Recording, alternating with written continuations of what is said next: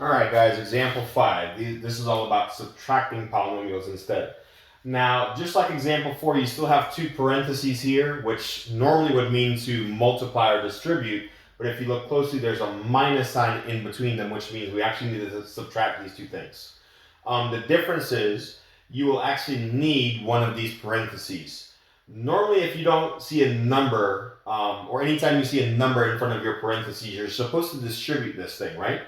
Now, since I don't see a number here next to the negative sign, I can assume there's a number 1 there.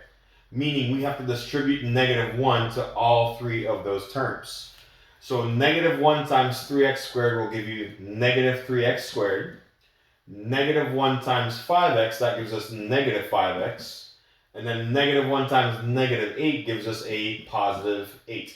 So what that negative 1 did in front of the parentheses, it made all the signs flip-flop. So this 3x squared that was positive is now negative. The 5x that was positive is now negative. And the 8 that was negative is now positive. So you can do the math and distribute the negative 1. Or you can just know that anytime there's a minus sign in front of parentheses, it'll just switch all of those signs. Okay? I'll kind of use that in part B so you guys see what I'm talking about. Now, for this one, I can go ahead and drop the parentheses.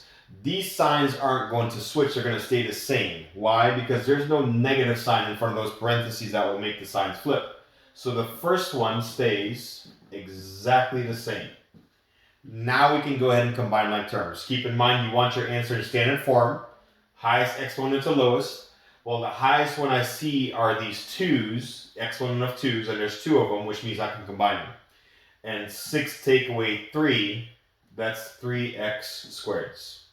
When you're done, go ahead and cross them out so you know you're done with them, so you don't accidentally do them again.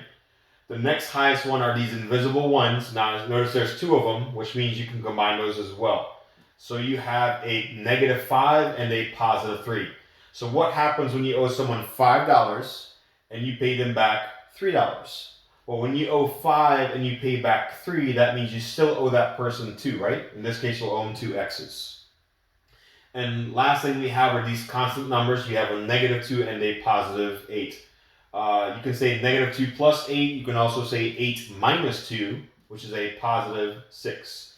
And if you notice, your answer is in standard form because your exponents go 2, 1, none. They go from highest to lowest. All right, next one, part B. Same thing, you can write a 1 here if you want and distribute that negative 1. So you can either do the math and distribute it to all three, or like I was saying for part A, anytime you're multiplying something by negative 1, it's going to flip the signs. So this positive 5x cubed will now be a negative 5x cubed. This positive 4x squared will now be a negative 4x squared. And this positive x will now be a negative x. These are going to stay the same because I didn't see a negative sign in front.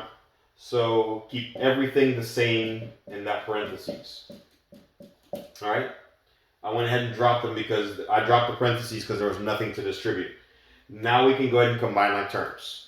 The highest one in this case are these 3's that I see, and there's 2 of them, so we can combine those. You got a negative 5 and a positive 2. So you owe someone $5, you pay them back $2, that means you still owe them 3. In this case, you owe them 3x cubes. Okay? So cross those out, you're done with them. Next highest one are your squared term. That's what they call the second power, squared. You've also got 2 of them. But if you try to combine these, you have a positive 4 minus 4. Those 2 cancel out, gives you 0. So they cancel each other out, just like the example in, or the problem in example 4. Sometimes you are given opposites, which cancel each other out. All right. Next thing up, we have the next highest one is this invisible 1 right here. But I don't see another term, so that means we're just going to drop this thing down. Okay? And this constant term, just like x, I don't see another term that I can combine negative 7 with. There's not another constant term, so just drop that thing down as well. And this is still standard form because your exponents will go highest to lowest. In this case, it goes 3, 1, and none. All right, let's try one more. So subtraction sign, we're going to have to distribute that negative 1. Negative 1 times 4x cubed is negative 4x cubed. Negative 1 times 7, that's a negative 7. Again, that negative 1 caused these two to flip their signs. They were both positive and now they're both negative. This one's going to stay the same because I don't see a negative sign in front of it. So it stays as 3x squared plus 4x minus 2. Now your highest exponent in this case is this 3. I only see one of them, so that means we're just going to what? We're just going to drop it down, right? Cross that one out, you're done with it. The next highest one is this exponent of 2. And just like the third exponent, I only see one of these. So just like that first term, we're also going to drop this thing down. A positive 3x squared. Cross that one out. Now come your regular x's, that invisible 1. I only see one of those as well. So this one also gets dropped down. So plus 4x. Now for your constant terms, I do notice that you guys have 2 of these. So what happens when you owe $7 and on top of that you owe an additional $2? So that means you owe a total of $9 now, right? And if you look at your answer, it's still standard form because it goes 3, 2, 1, 0. All right?